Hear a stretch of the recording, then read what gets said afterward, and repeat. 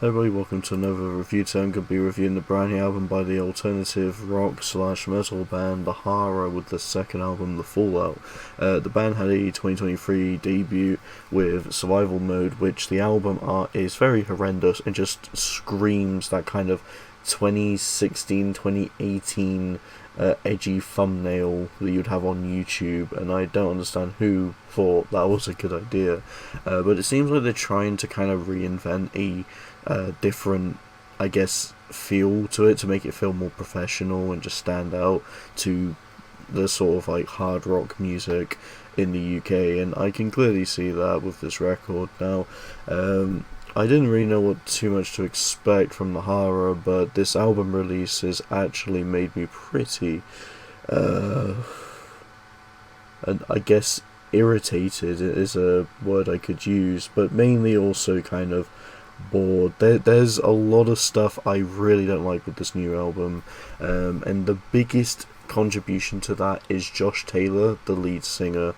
I do not like the vocals one bit. I feel like the vocals can have this more grating, quirky feel to it that just gets on my nerves and under my skin, and there's not really any vocalists that do that, but this is just so noticeable through the first track, let alone the first time he opens his mouth on this record with the first track, Trophy. It is it's not enjoyable in the slightest. It makes all the melodic choruses and all these kind of softer vocal passages just really annoying. But I'm going to be honest, there is him doing cleans that are annoying, and then there's the ending of Stay, when he's doing Fry Screaming. It is so ear-piercingly annoying, and it's just one of the worst sounds I've ever heard in my ears. And I'm not trying to be hyperbolic with this, but this really is one of the hardest listens I've had in a while. Which is an honest shame, because instrumentation and production is not too bad actually.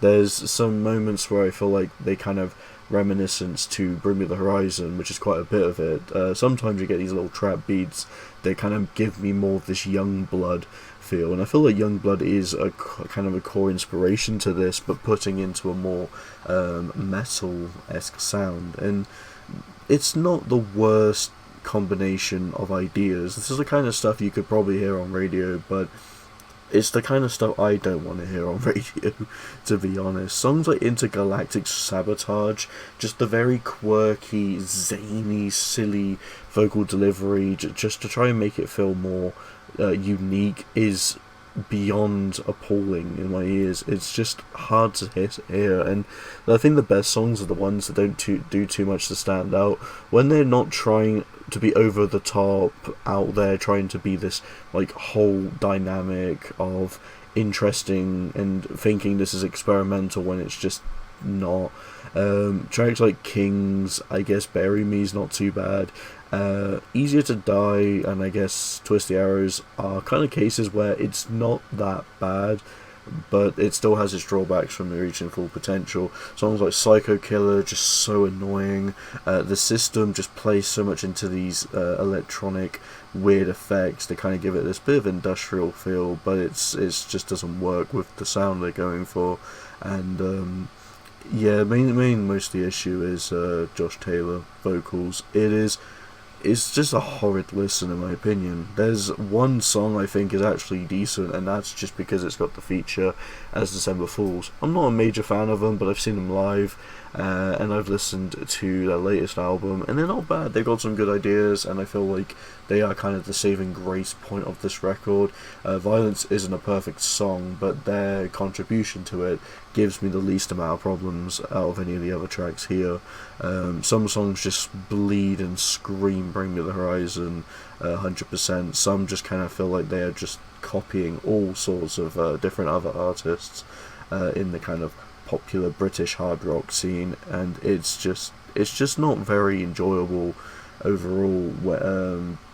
Despite all that, I want to get into this more because I've definitely heard about the HARA and how they've been pretty much selected to be a good support act for a lot of groups like Ice Nine Kills, when I think they toured in the UK, if I remember that correctly. But it's really appalling. The quality of this record is just gone down, and I just don't like I don't like it when they try and be so gimmicky about it.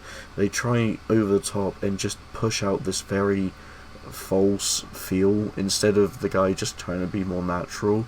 It just comes off as just like a jumbled mess of horrendous sounds vocally. And I know fry screaming isn't the easiest thing to do, and being a singer is also not easy either, but vocally it's just awful in both regards. I hate the uncleans on this and I hate the cleans. It just makes this whole album feel very dried up, and yeah, I feel like if instrumentals and production are the only saving grace, and they're not even anything great, like there's still some moments and some songs instrumentally that are horrendous, as such as Enemy and Intergalactic Sabotage aren't that great instrumentally.